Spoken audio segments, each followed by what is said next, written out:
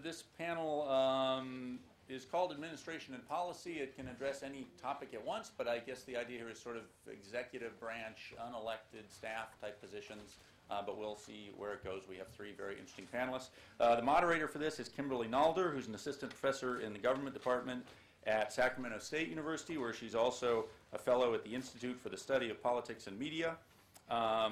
She focuses her research on public opinion, voting behavior, mass media, and women in politics. And apropos to today's conference, she is co-authoring a book on women in politics with a focus on the California legislature. Professor Nalder. Thank you. I just wanted to reiterate something that was said this morning, which is that I think this conference is an amazing opportunity for us to bring together scholars and practitioners who very rarely actually travel in the same circles and hear each other speak. We see them as data points in some cases, and they see us as people who, they had classes from once upon a time, I suspect. Yesterday when I was sitting in the audience, a colleague of mine was sitting next to me, and he was flipping through the catalog, and he said, wow, your panel looks amazing, and I couldn't agree more. We have three women here who have, if you're from outside of California, maybe you're not as familiar with them as we are inside California.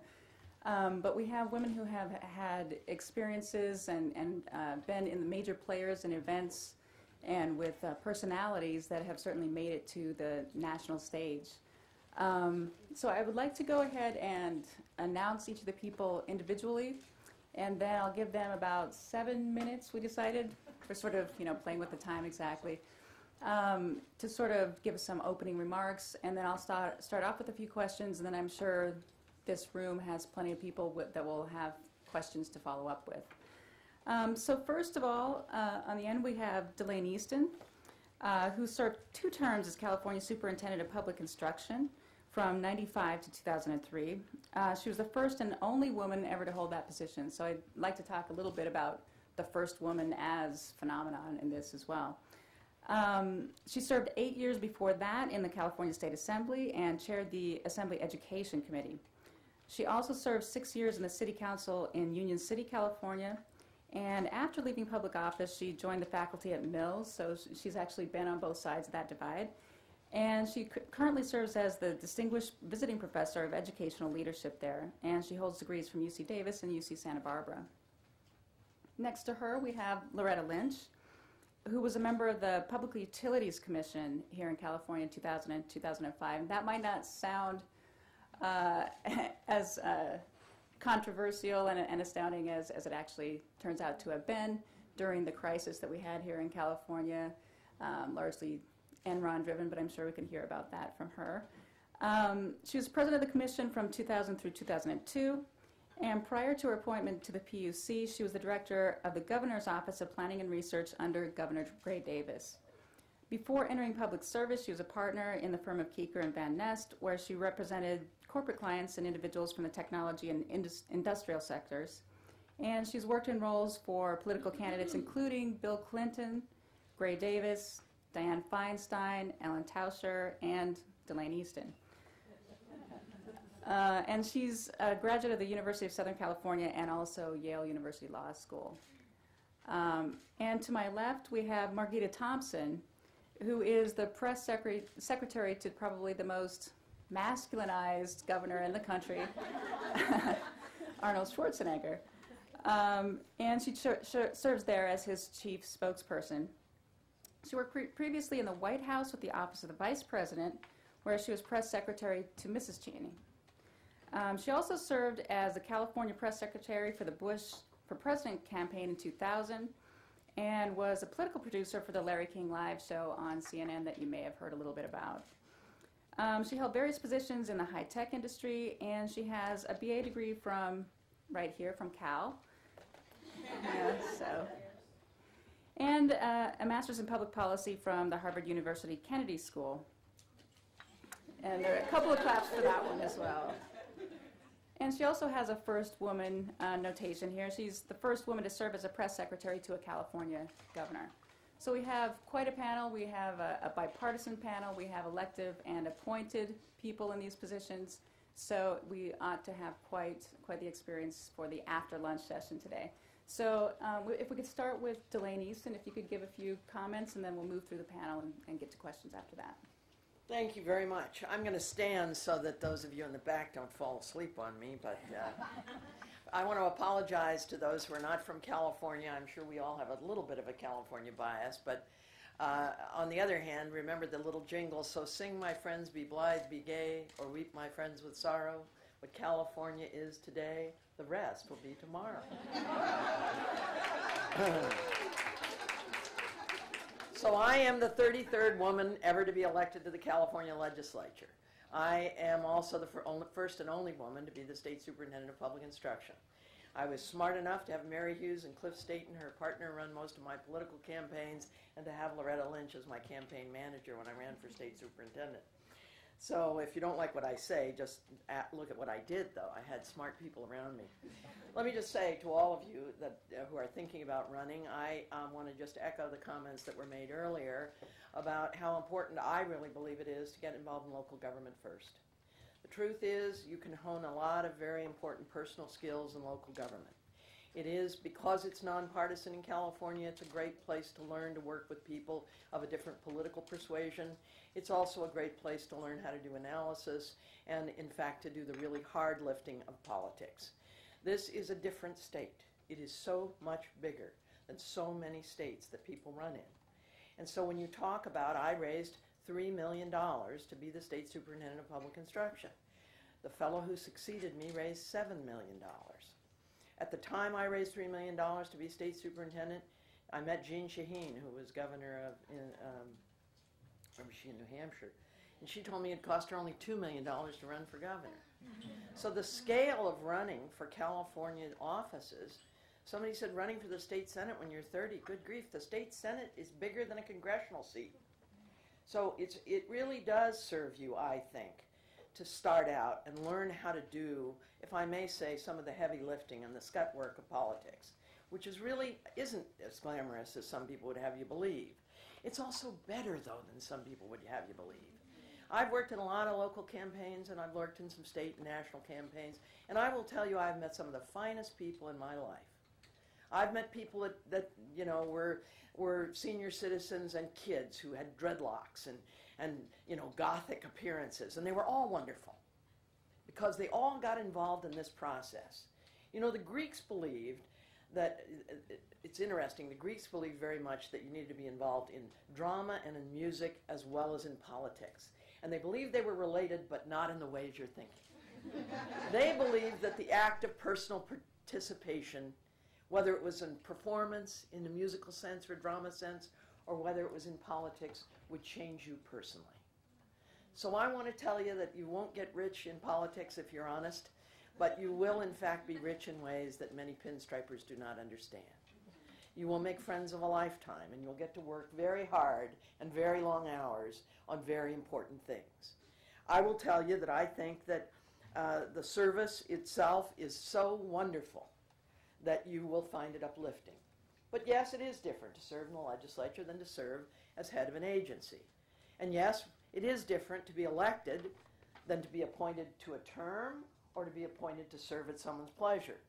The truth is, if you're appointed to a term, that means the boss can't pull you out of there and may not reappoint you, but you do get some independence out of that. So the regents of the University of California have a 12-year term. The trustees at CSU have a somewhat shorter term, but a term. And you'll find that there'll be a little more independence. The Public Utilities Commission, once confirmed, has a 4-year, 6-year term. So the truth is that having a term gives you some independence. It doesn't mean the person that appointed you won't try to jawbone you on things. When you serve at someone's pleasure, though, I mean, you may argue with them in the privacy of the back room, but if you want to pick a public fight, you ought to submit your letter of resignation that day. And that's just the honest truth. So I had a slightly different experience as a legislator where you have a relatively small staff and you represent 1/80th of California. And although you work on important policy issues, as I mentioned yesterday, those of you who were here, the truth is that oftentimes policy concerns that you have that are extremely important may or may not come to the fore in the end because you weren't in the budget room, because you weren't in the meeting of the Big Five, where the leader of the Republican and Democratic parties in the two houses got together with a Republican or a Democratic governor, it really doesn't matter, and made some decisions. Jenny reminded me I misspoke yesterday. In fact, it was Gray Davis who was the governor when reapportionment was done last time. And I will just tell you that in that last reapportionment, women were disadvantaged. But women of both political parties, nobody gets off. They pushed out moderate Republican women, and they pushed out moderate Democratic women, and even some liberal Democratic women. But the truth was, the situation was unfortunate from where I sit. Because I do believe that women hold up half of the sky, and I do believe that countries are served, as states are served, as cities are served, as school districts are served, when women hold half of the seats. All other things being equal, I'll vote for a woman before a man. But if it's not equal, if the man is the better candidate, then you, by God, ought to support the man. That's a fact. But somehow we have to get to a place in California where we have women in leading constitutional positions. Today in California, we have not one single statewide constitutional officer. And the most we'll have after the last election is if Deborah Bowen wins Secretary of State, we'll have one. She'll be the second Secretary of State in history, March Fong Yu from Alameda County being the first. We have had a woman controller, that being Kathleen Connell. We have had a woman treasurer, that being Kathleen Brown. And we actually, Ivy Baker Priest many years ago, but she was appointed, I believe. The truth is, though, we do have 2 United States senators, but all other things being equal, it is harder. And after the reapportionment in '92, when Pete Wilson did veto the bill and it went to the court, it was much more competitive. So I have to tell you, one of my biases is I would actually like to see a commission do reapportionment. Have not these gerrymandered, weird-shaped seats, but have seats where they really are more competitive. I didn't like the governor's initiative because I didn't think it was well written. But the truth is that we have to do something about not just making sure that the old boys get together in the back room and take care of their friends. And that's hurting, I would argue, not just one party or another. It's hurting, frankly, women, and it's hurting the diverse populations that we should be inviting in to our leadership positions. I'll say something else, and that is, I do think it's hard for women to climb the ladder, but I think once they've climbed the ladder, women, in fact, are capable of doing a great job. But it's a funny thing. When I ran the Department of Education, I administered over 30% of the state budget for the state of California.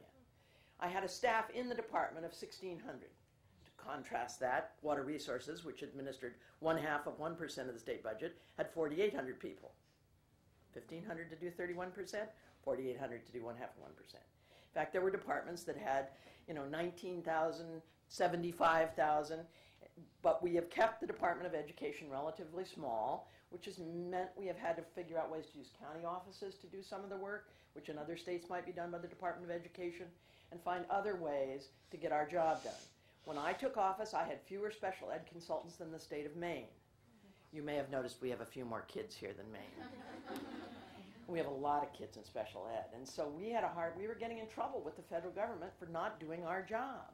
And I had to go on bended knee to beg, by the way, this is federal money we're using. I wasn't even taking money from the state coffers. But to try to be able to do my job, I had to convince the then governors to allow me to do my job. And I had trouble with both Wilson and Gray Davis at various times for different reasons. But the truth is that at the end of my term, somebody came to me and said, "Oh yes, you run the department run by women."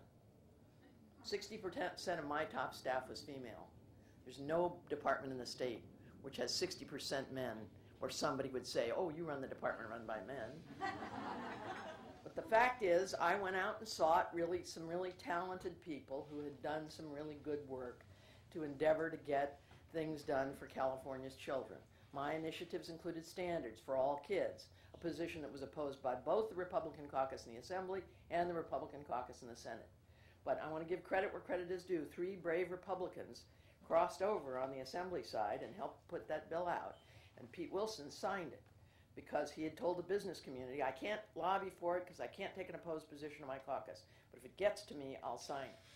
I proposed class size reduction, and the Governor Wilson was opposed to that. He said he had a better idea of what to do with the money, and that was a tax cut.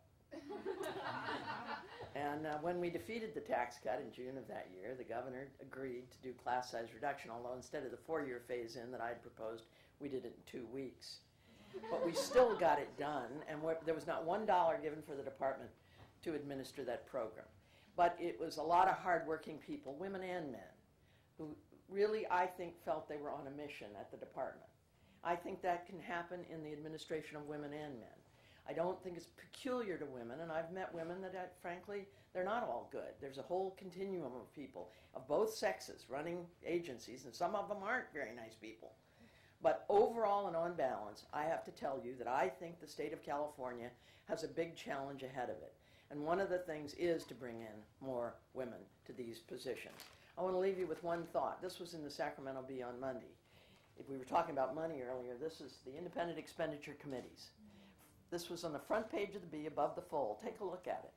There are 26 different candidates that were supported by the Independent Expenditure Committees. Only 4 of them were women.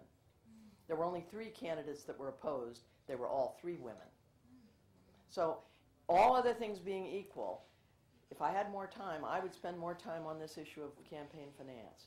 Because at the end of the day, somehow we have got to allow the voices of all people to be mutually heard. The debates, real debates about real issues, and not just expensive 30-second ads to see who's the cutest, see who is the cleverest, see who's the funkiest in terms of their ads, but instead for California to have a dialogue and a debate about issues. We're hurt by term limits. I couldn't agree with that more. But we're also hurt by a conversation which is not about issues and not about substance, but about who's got the most money to spend. Thank you all very much.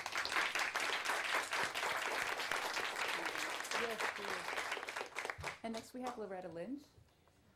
It's taken this conference to violate my steadfast rule of 13 years, which is never follow Delane Easton when you're speaking. Boy, she's amazing. I am here to talk as an unelected administration official, or former administration official, about the challenges of women running a government bureaucracy or government agency as an unelected appointed person.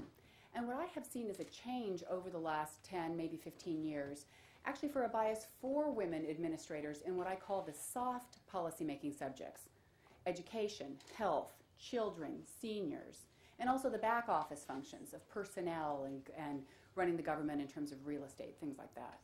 But actually, I still believe that there's a bias against women as the CEO of a government agency in what are the economic regulatory positions: energy, telecommunications, utilities, finance, corporations, Securities and Exchange Commissions, banking, transportation. Those areas are more traditionally seen as we need that left to men because it's technical, or it's engineering related, or it's money related. And I think that women who are interested in working in policymaking in economic regulatory areas really do need to have their credentials pinned on their shoulder as they move forward to be able to move ahead and to make policy. And of course, I think the environment's changing. I think it used to be that men were more in the technical area of the environment, were seen as better administrators. But now, because the environment is also seen as something that's a reform-oriented and a family and societal-oriented issue, that women also are seen as effective administrators when it comes to environmental protection.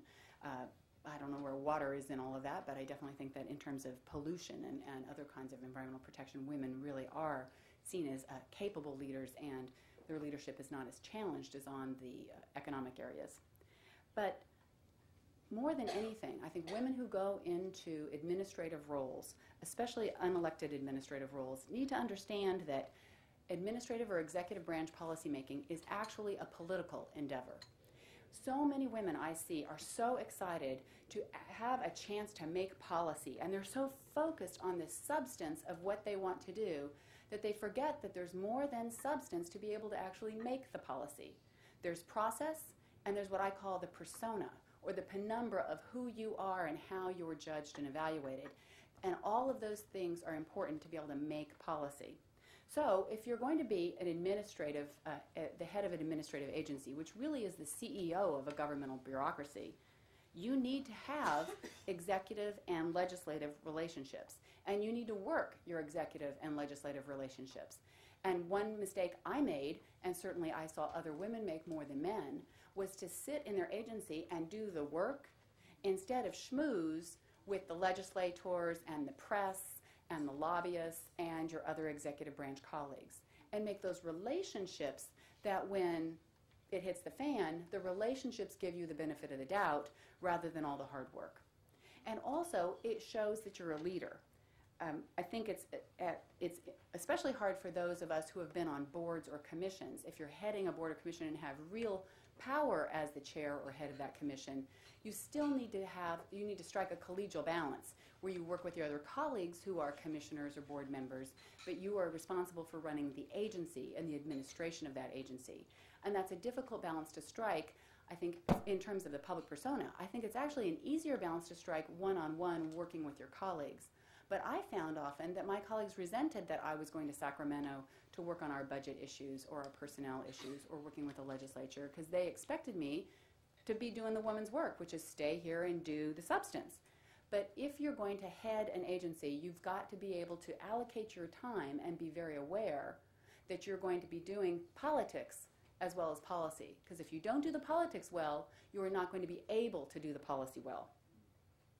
One of my male mentors in the legislature told me that the things I needed to be successful as an administrator in the executive branch was to have somebody watching my back on budget, on legal, on personnel, and the press.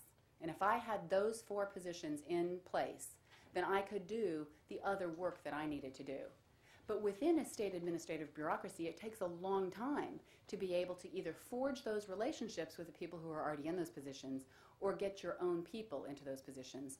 And in the case of the Public Utilities Commission in California, at the height of the energy crisis, we were creating the position of press secretary because it was such an esoteric commission before then that it wasn't seen as needing a press secretary, although the weight of the nation, certainly the weight of California's press, was on the PUC during the height of the energy crisis. So here we are working with the budget committees in the legislature to get a press secretary during the time when we needed the press secretary. Absolutely. And in terms of the persona of administrative decision making, I think it's different for women. And I think all women who have had this experience don't want to have it, but know it, which is you will be judged on your weight, on your hair color, on your marital status, on whether you have children, and whether you can talk to a group without using girl language. Like, I believe, this is my opinion, rather than just, this is how it is. And Delane has always been a great role model for me about just, this is how it is. Let me tell you how it is. But it's astonishing. And I remember when I was working as deputy campaign manager for Dianne Feinstein when she first ran for the U.S. Senate in 1992, it was astonishing how many stories referenced her hairstyle and commented on her hairstyle as if it were a matter of public policy. Until I got into an administrative office and realized how many stories referenced essentially my weight. And during that time, during the energy crisis, I was gaining weight, as was obvious, but the reporter didn't need to point that out. And it was very difficult on a personal level to be able to deal with press stories or rumors or gossip among the politicos about personal attributes, who you're dating, who they think you're dating, what the rumor is about who you're dating, and all of that, especially as, at that point, an unmarried person, or even what your sexual orientation is. Which brings me to another aspect of a persona, and this goes for women who are elected or appointed in executive branch or the legislative branch, which is women are either, they're pigeonholed as either too soft, too nice, or too mean. And we know what the real word for too mean is. They're either hard and aggressive and too mean, and we could also argue strong, intelligent, assertive, and have leadership. But those aren't the words that are used for women who are leading the troops in an agency or in the legislature. Or they're too nice, or they're too pretty, or, they're really not that smart. And, oh, their staff is great, because did you see that speech? She couldn't have written that. And I think a lot of people in this room, probably me, I'm sure myself included, have thought that about women in the legislature and administrative positions who are just like, how could they be that good? Well, of course, that couldn't have been them. And so women are pigeonholed as either too nice as a lightweight, and so therefore you can discount them and their policies as a lightweight, or they're too mean, or they play the heavy. And we all know that that means they're really a bitch. And I had that brought to me in a very personal way when, during the height of the energy crisis, the Democratic legislature in the Assembly brought oversight hearings to impeach me for incompetence because I had dared to question Enron and frankly, the entirety of deregulation as a sham and as a crime. So what do? They bring the woman head of the PUC up for oversight hearings to quiz me about the arcana of the electric system. I'm sitting there with my briefing books because I'm gone on substance. That's my policy. I've got to know every answer. When Senator Sheila Kuehl pulled me aside, took me out to dinner and said, this was the night before the first hearing, this is what you need to do, Loretta. You need to wear pearls, a really feminine suit, a lot of makeup, have your hair so that there's not one wisp out of place, and you say, yes, sir, and no, ma'am, and you smile. And I want to see you smiling through this whole thing no matter what you're talking about. And I just said, I don't think I can do that, Sheila, let me tell you. Excuse me, but energy prices are now 10 times what they should be, and we got to go after these guys. And she said, you can't go after these guys until they stop coming after you. So dig your fingernails into your palms until they bleed, if you must, but I want to see you smile through that entire hearing. And that's what I did. And later, a Republican legislator who was on that oversight committee, who I became friends with, told me that the Republicans had focus grouped those hearings because they wanted to portray the woman whose policies they didn't like as the bitch, basically, and also as someone you should not listen to because obviously she missed question 17 on the quiz. And instead, what they found in focus groups for independent and Republican women was that they thought I was nice and pretty competent. It didn't matter that I knew what a megawatt was. It just mattered that I wasn't what the pigeonhole that they were portraying me. And so I think it's important and underscored for all women who want to be in public office or in government that your persona matters, that what you wear matters, how you present yourself matters. You need to be comfortable with your title, whatever it is, and allow people to use it.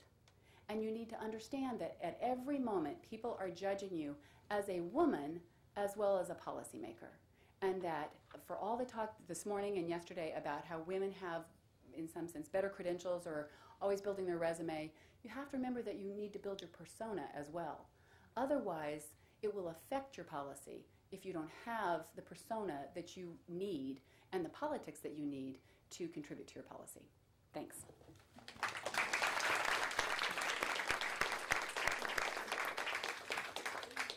All right, I'll try to smile as I introduce Margita Thompson.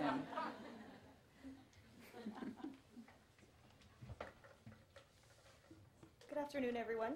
This is a unique opportunity for me because normally I am having to face an angry press corps, so the ability to extrapolate beyond like a 2-second soundbite is a fabulous one, although a little bit challenging. As first of all, Kimberly mentioned that we think about professors as esoteric things. I think about professors all the time because they're the ones that are usually quoted analyzing objectively all the things are that we have done, usually much to my frustration, but sometimes I think they're right on target. So sometimes I have nightmares about professors still. They don't necessarily go away after you're in college. I am very fortunate that I am Governor Schwarzenegger's press secretary. While Governor Schwarzenegger may be the most masculinized governor that there is, he has surrounded himself with a lot of strong women. First of all, of course, which is Maria Shriver, who is a wonderful person and a positive presence in the governor's office and has very much become a mentor to me, which is a wonderful thing. But also a lot of the senior staff are women. So it's a good, positive environment in that you never feel any sort of weird dynamic that there might be in terms of the good old boy network that I have definitely felt perhaps in some of the other places that I have worked. So that's not the case, which is great. As the governor's chief spokesperson, I have to know a little about a lot. I have to be prepared to answer questions on any number of issues. After a while, the reporters understand that you have a long-term relationship, and so you get very comfortable with the I don't know answer, and they appreciate that because they'd rather have the right information than not. But at the same time, they definitely want to assert their predominance on you, and so they will definitely pepper you to try and make you feel like you're a complete idiot. I do a press briefing once a week that's similar to what happens at the White House, where you may have seen Ari and Scott McClellan and now the new press secretary doing similar briefings. And as Loretta was mentioning, the challenge is is that you have to be very good, you have to be very aggressive, you have to be on the ball, but you also get the feedback that you come across as bitchy. And so it's very, very hard. It's not something that a male press secretary would get. But reporters can get very aggressive with you. And the challenge for a press person is that you cannot match them emotion for emotion. You have to stay calm. They can be rude, infuriating, lie about things, misquote things on purpose because their goal is to goad you into having an emotional reaction to something. And so when it is seen on air, when it is seen in print, you're not going to see what evoked that response. You're only going to see what the result was. So a lot of time, I'm digging my fingernails into my hands, doing the same thing, thinking internally, a lot of different words, but having to remain calm and try and convey a concerned presence, but at the same time one that is confident and also conveys a sense of confidence in the reader and the viewer. But it's very hard because the reporters want to take you on, and the press corps, by and large, is male. And so you've got an interesting dynamic there. I happen to be very fortunate, proud of it. I'm Latina as well. They also happen to be predominantly white.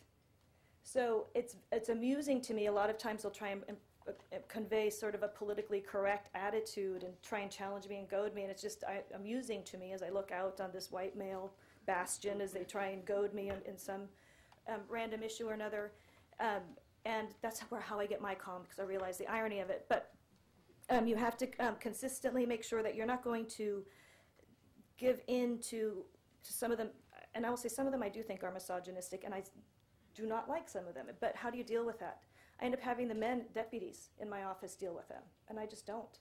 And it's a much better and easier rapport that way. If they call me, I'll always call them back. I always call a reporter back, but by and large, a lot of it isn't something that they need on the record. They just need the information. So you figure out a way around it. You don't necessarily address it head on, because you're not going to win. It's Mark Twain, never get in a fight with someone who buys ink by the barrel, not worth it.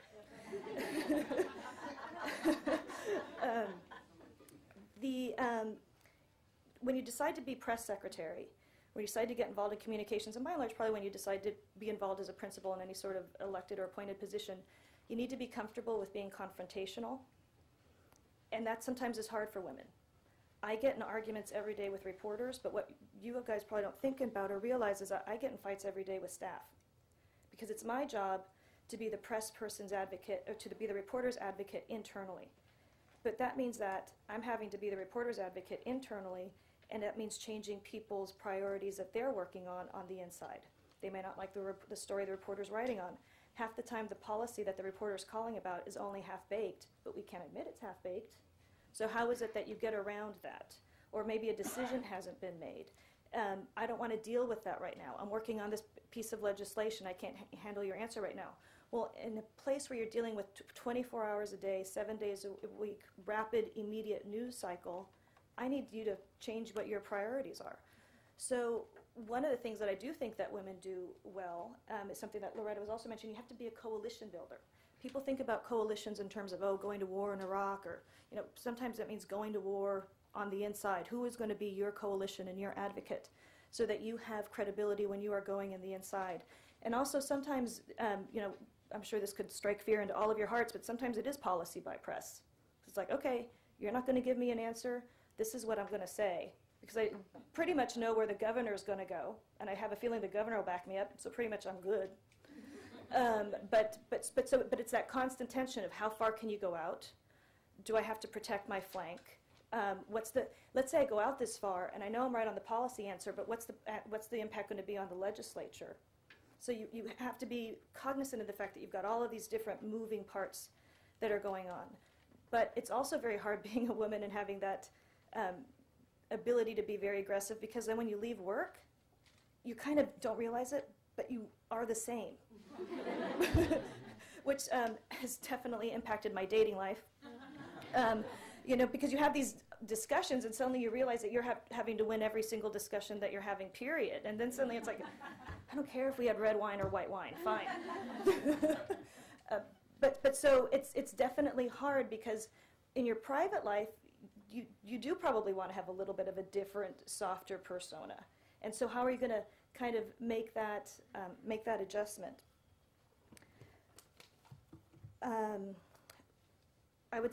I do a weekly briefing, and I would say sometimes also it impacts what are you interested in. I love policy. Pretty much I can answer you a little bit about almost any question that you could throw at me so that I could at least pivot off of it. Even if I didn't know the answer, I could fake it. But there's one thing that I'm not interested in at all, sports. Could care less. But sports are a reality, sports are an industry, and sports are important to the state of California. So Governor Schwarzenegger goes about a month ago to Dallas. And he goes to meet with NFL Commissioner Paul Tagliabue. I am proud of the fact that I can even pronounce Paul Tagliabue or know who he is. And so I've got like 2 bullet points in my mind that I'm like, okay, it'll be fine.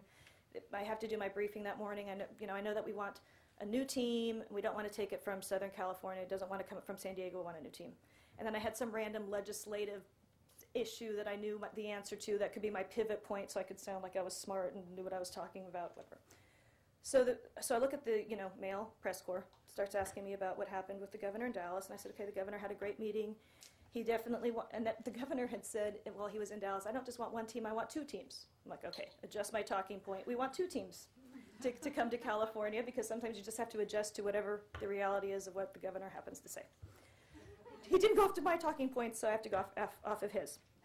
So they start saying, well, does he want a new team? And I said, well, yeah, he wants more teams. Well, but is that a new team or an expansion team? And I'm just like, oh, God. And I said, well, if we have 5 teams, he wants 7. They're like, we have 3 teams. So, okay, well, if we have 3, he wants 5. And then they're saying, well, does he want to take it, then they said, well, does he want to take the San Diego Chargers? I know the answer to this. And I said, no, we definitely want a new team. We don't want to cannibalize any teams from California. I think cannibalize, that'll be really quotable. That'll make them, they've got their soundbite. They'll be done with me. But no. They said, well, what about the New Orleans Saints? Now, I'm not an expert in sports, but I know we want to take nothing from New Orleans.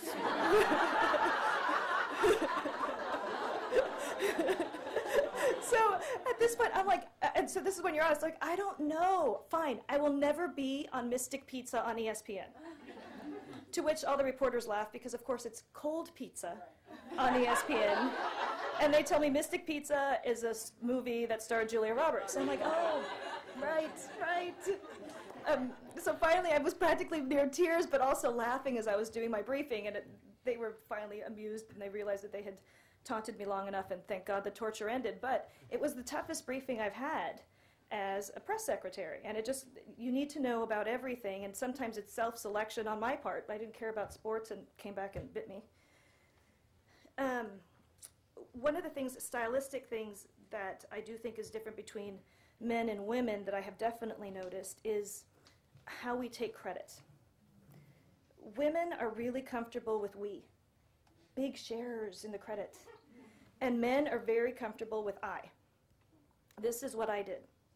And and it's a delicate balance because to me, I say I, and I even hear men say I just think it's so arrogant. It's like, I didn't do anything. The only person that should be using I in my mind is the governor. Everyone else is just staff, all dispensable, sadly, but all dispensable. We should all be saying we because we haven't done anything without being collaborative. Because as I mentioned, there's 20,000 different strategic things you need to worry about: strategy, policy, politics, relations. But anytime that women say we, and then you're in the same conversation and the guy next to you is saying I, naturally people are going to gravitate and think that he has more authority. If you had to give, you had to diffuse your impact, and he was aggregating his. And you need to just have a delicate balancing act and figure out stylistically how you want to compensate for it. But it's definitely something that I think has a subliminal impact in how women are perceived. I want to talk a little bit about the personal side of being a staff person and the impact. Your work colleagues end up becoming your family. I have 2 friends here, one of whom works for me now. It was totally her option to come. And one friend who I worked with before 20 years ago. And you just end up staying in contact with all of these people because you go through the war zone with folks, and it just ends up being a permanent thing. I'll give you 1 minute. Okay, I'm going to talk really fast. You need to feel a responsibility to mentor others. I was alluded to here. Women have a greater need to prove their merit of why they are where they are. That's one of the reasons why I went to the Kennedy School of Government. It's because I instantly know that I have no one will question my credentials for having been where I have gone. And then finally, what I'm just going to talk about quickly is being single and working in government. It is hard and it sucks, basically. Because what happens? You've got a dating pool where people are like, oh, well, they're intimidated by you because of everything you've done. I gotta be me. I've done fun stuff, but I'm mellow about it. And it's also, I realize this isn't the whole world. On election day, because I'm on the official staff, I wasn't involved on election day, so I viewed it a little bit like kind of the general public does, and I realized, oh my God, the world doesn't stop on election day. Everyone's not wearing their little sticker. Very weird. Sometimes you date people who want to be you, not date you.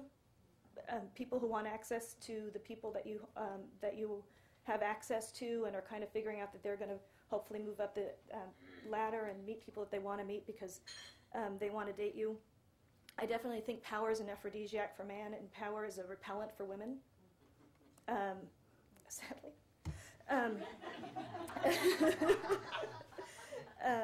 And then the other thing I'll say that I think is interesting is that a lot of times people talk about balancing family and work. And it's hard for someone who's single. I definitely sympathize with mothers who have to do stuff with their kids, fathers who want to go to softball games. But I want to leave so I can date, so I can meet someone that will eventually lead to me being able to get married and have a kid.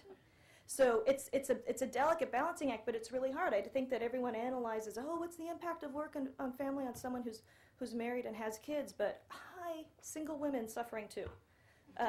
So I'm here to represent for the single women in politics. Thank you.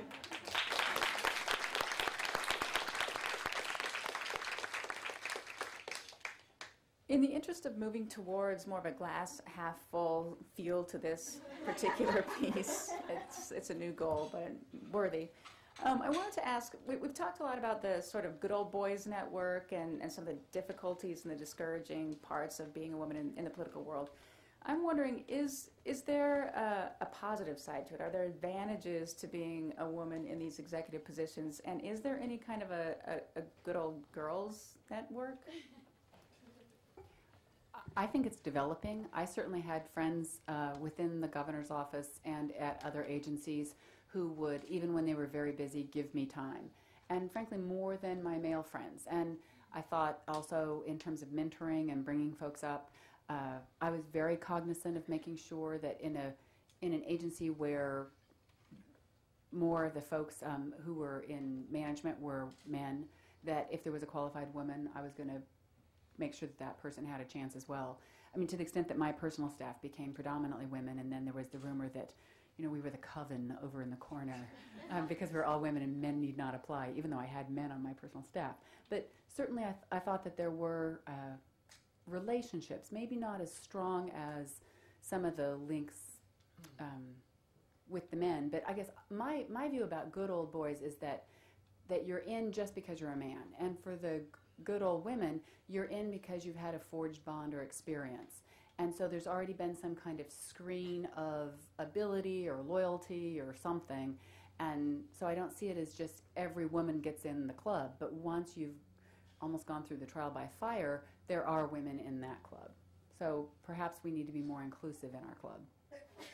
You know, it's funny, I think when I first got to the legislature, there were a few of us, and I think in some ways we were closer in the sense that we, you know, weird things were still happening. You know, Becky Morgan wore a $1,200 designer suit onto the floor of the state Senate and was thrown off the state Senate floor.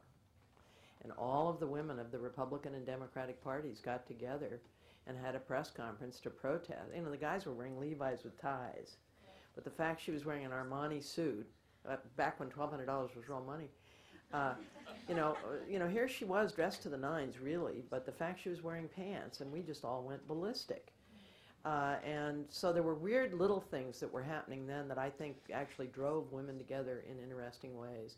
But I will say I've always felt a very strong bond to women both in the legislature and the executive branch, and I do think I was mentored both by men and women, but that certainly there are women who, you know, the lobbyists, frankly, when I first got to the legislature, there weren't that many women lobbyists, and the ones who'd been there a little bit of time were, sort of trying to take you under their wing to say, these are things you should know, and these are things to watch out for. I think we all have a responsibility, if I may say, to bring women along. I'm no longer in elected office, but I'm a founding member of the National Women's Political Caucus in this state and a local chair. I'm a former president of the California Elected Women's Association.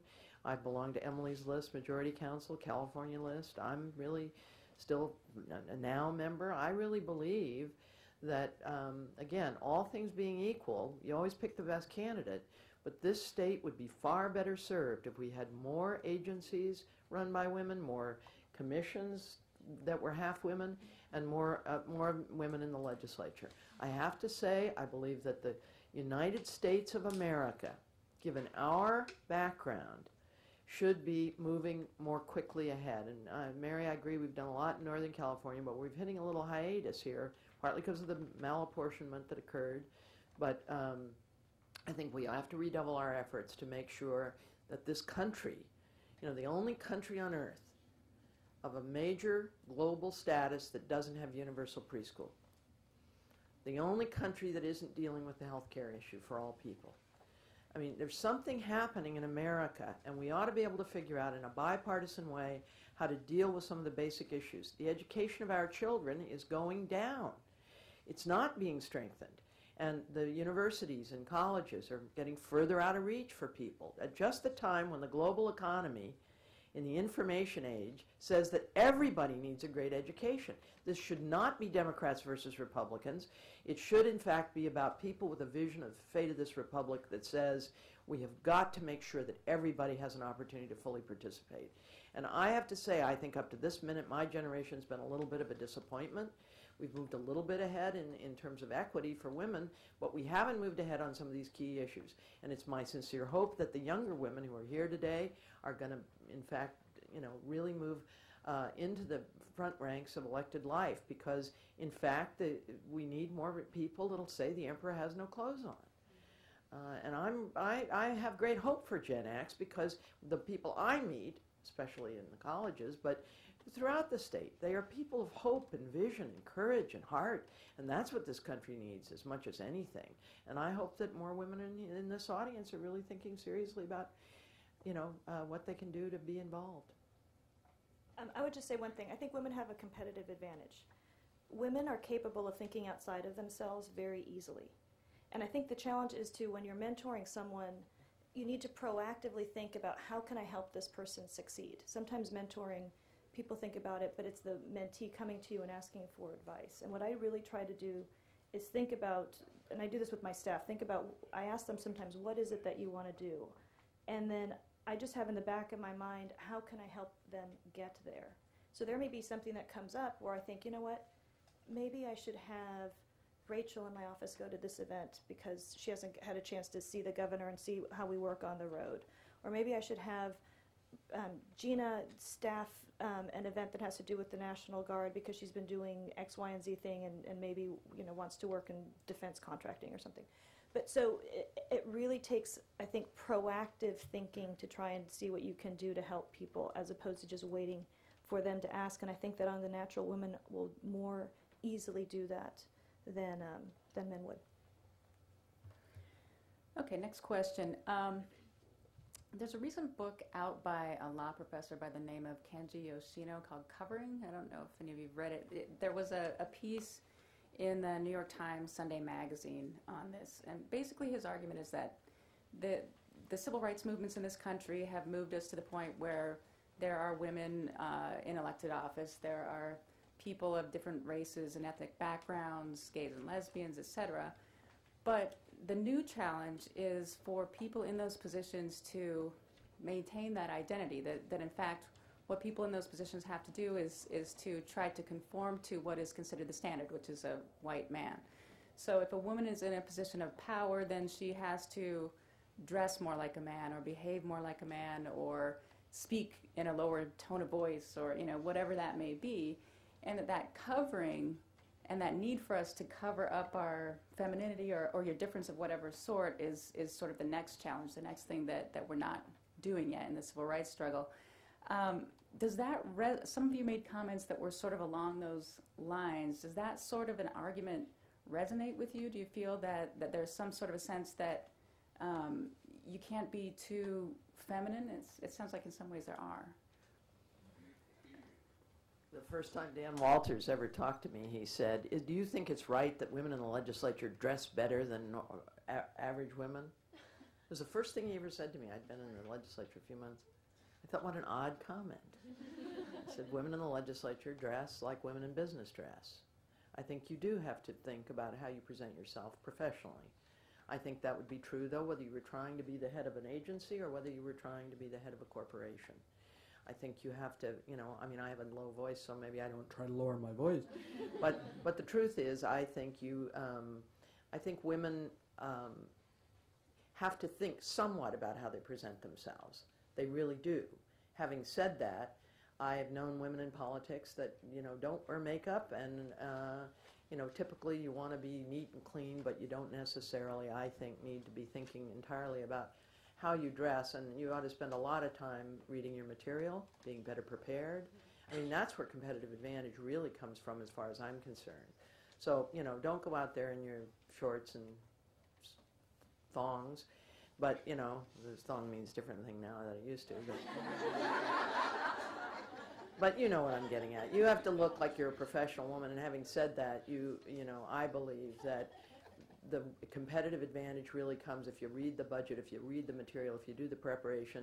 I'm sure you felt maybe more comfortable smiling, because that's actually an endorphin thing when you're testifying. They had to teach me to smile in the beginning. I took all this so seriously. They beat me until I'd smile more. But the truth is, I think the real thing that women have to do is they have to be well prepared, and then you've got to practice your presentation, which is another reason to go to local government first, because you do learn how to address people. And little things, like Mary Hughes taught me not to ever point my finger at anybody. See how aggressive that is? Much better to have the curved finger. I learned that. But at the end of the day, I still think it's more important to be the person who's really prepared than to be necessarily in the designer suit. And I think it's a question of understanding what the expectation is so that you consciously deviate if you've decided to deviate. So you can be who you are, but or you can be yourself, but you have to understand how other people are going to perceive who you are. And just a quick story on that. I have been used to working in teams, even though I was clearly the leader of the team, but I found that it's easier to be more collaborative, which is kind of a classic woman thing to do. And my language reflected that. So when I would be with my male staffers and say, well, let's do this, that really was a you do this. But they didn't get that. And so it wasn't getting done, and it wasn't getting done. And I finally came back to them and said, where is this? And they said, well, you said let's do this. We were waiting for you to do it. Like, who's the boss and who's the staff? So you have to understand, if you're going to be collaborative and say let's do this, that some people don't understand that as an order, because they're used to, in Deborah Tannen's words, the hierarchy of male relationships versus, the relational nature of female relationships. So women are taught to collaborate, all of the school ground stuff that Deborah Tannen has looked at, and men are taught to relate to each other in hierarchy. So if you don't understand that, you can miss the boat in how people are going to respond to you. But you can certainly make the choice to be a strong woman or a soft woman, a woman with a high voice or a woman with a low voice. But you need to know how that is going to play, and you then own that persona. So my view is you can have a variety of personas, but know what your persona is and how that translates through your politics and your policy making. That's very dog whisperer. Go ahead. I would say what I am very focused on is who's my audience. That's where it ends up falling. I spoke yesterday or 2 days ago, to a group of fourth graders. I was a complete spaz. But the kids loved it because it was something, I was down to earth, and I was hanging out with the kids, saying like a lot. And so that worked out fine. But there are other times, say when you're in a meeting, when you happen to be fortunate to be in the room making policy, where you need to convey a completely different persona. And you sit up a little bit straighter, you're forceful. I don't know if my voice gets deeper, but you definitely have to know your facts. You have to be confident in how you present them. And that's a little bit of the benefit of being a press secretary. I may be full of BS, but I can convey the fact that I know what the heck I'm talking about. but I think I talk about it being almost bilingual. I'm fortunate enough to be speak Spanish, English, but I'm bilingual in that I can try and adjust to the audience and what it is that they are going to expect to try, so that they can understand what it is that I'm trying to convey. And I would just say that women have the advantage of being able to present different personas, I think, more easily than men. And hopefully we can also then learn from some classic political strategists like Sun Tzu, who says, when you're weak, show strength, and when you're strong, show weakness. So you can decide how you want to present yourself if you know how people are going to respond. Thank you. A lot of this conference has entailed discussion about legislative office and women in those positions, but this panel, it has to do with the executive branch. Do you think there are any particular advantages to women who might be interested in politics in working their way up through state agencies or in positions in which they might end up in the executive branch rather than in the legislative branch? I can say I've been very fortunate. I've never worked in a legislative branch. I've really only had exposure and access to the executive branch. Sometimes I think that could be a weakness. I think that I should have probably tried at some point to work in Congress, because that would have helped me understand the legislative process a little bit more. Working for someone like Arnold Schwarzenegger is different because not only is he an executive, but he is the most famous person on the planet, probably.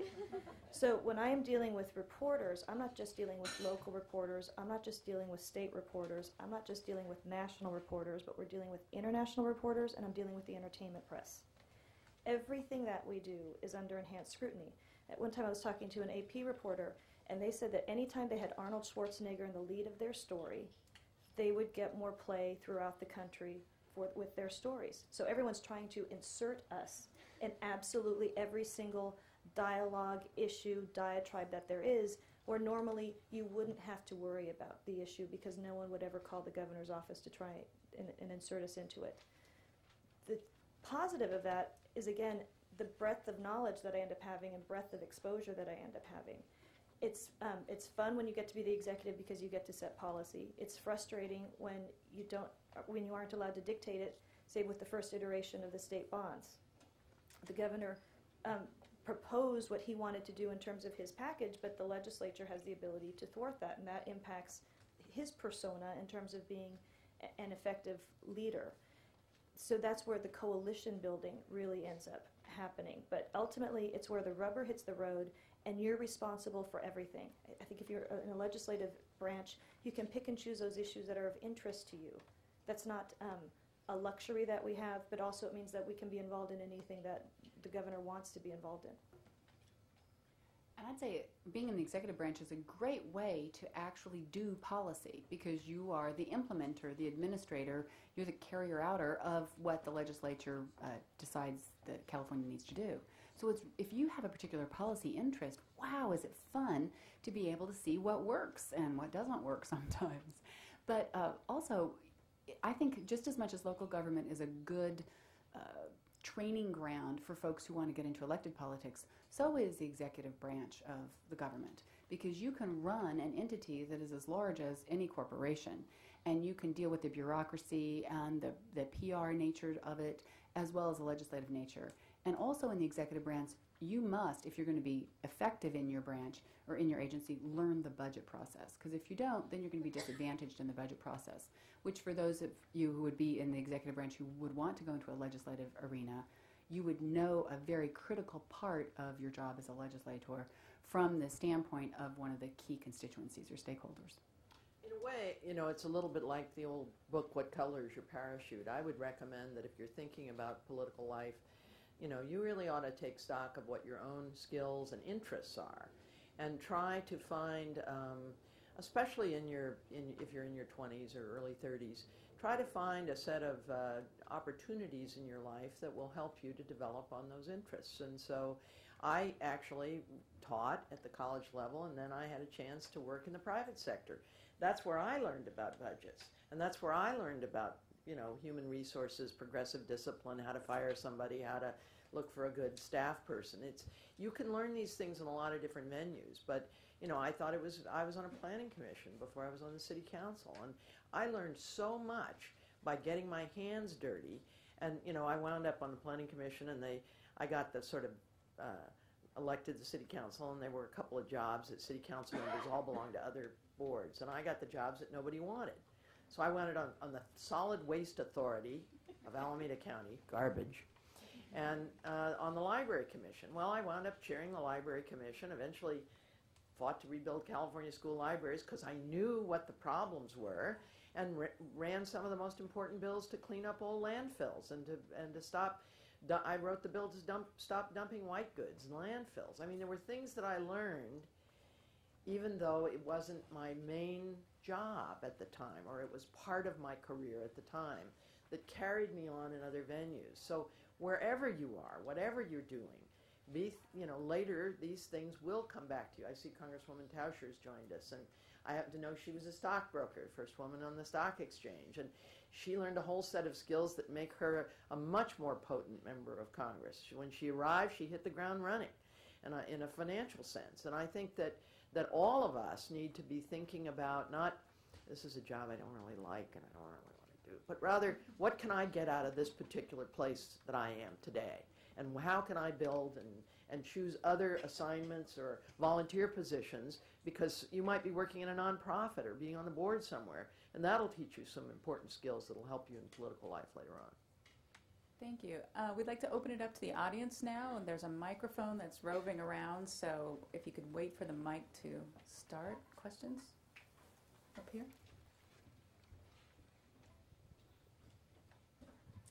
I wanted to ask you if you think that women are harder on women. I'm going for this first. I think that there's a first-generation woman and there's a second-generation woman, and I've worked for both, and I hope I'm one and not the other. But I have worked for women in politics who say, I was the first, and it was hard, and nobody will have it harder than me. And so therefore, you're going to have it hard, too, because I'm going to toughen you up, basically. And there's a woman in politics in California who, as they say, likes to see her women cry. And so she pushes until you cry because she wants you to be able to never cry in public. Then there's the second generation of women who say, hey, we need to build a group and come along together, basically. And didn't go through the I was the only, or I was the first, or they laughed at me, or even if they did laugh at me, they laughed at more than just me, those kinds of people. And I think we are transitioning from first generation to second generation women in terms of the mentoring skills. That's not to say that the first generation woman who I worked for wasn't a great mentor. It was just a whole different kind of mentoring, that's for sure. Oh, but it wasn't me, Loretta. No, it wasn't Delane. Sometimes I think that Delane thinks I was a first generation woman mentor to her because I made her stay on the phone and raise money. It was horrible.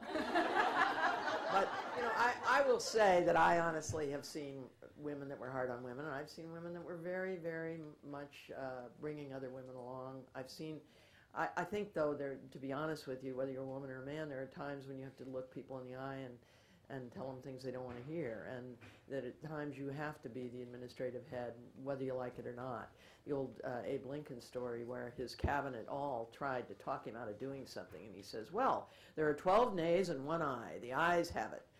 And, I think there is a point where you are first, if you're smart, you really do listen to the people that you work with, and you really do try to understand their point of view, and in the privacy of the conference room, you argue and push and shove, and once you make a decision, I think everybody has to be on the same team, and I think that's true irrespective of party.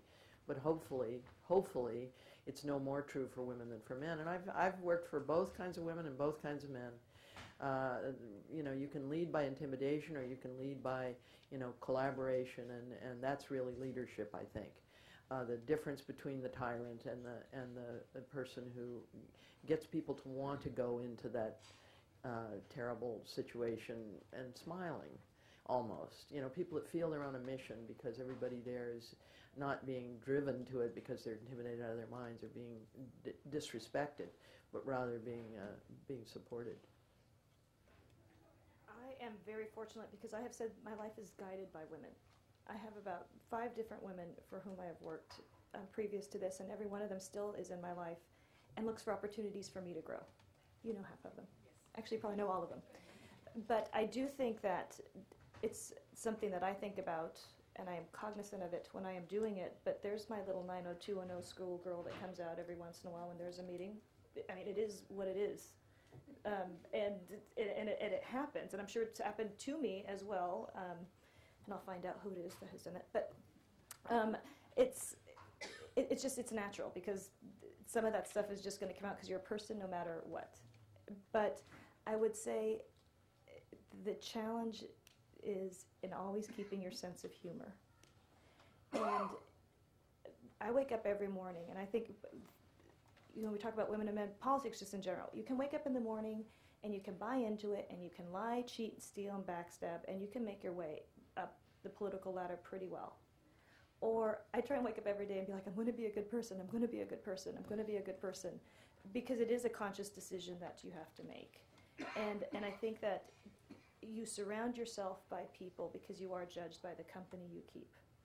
And I just think that doesn't necessarily know a gender. It's just kind of a lifestyle decision that you have to end up making. Other questions?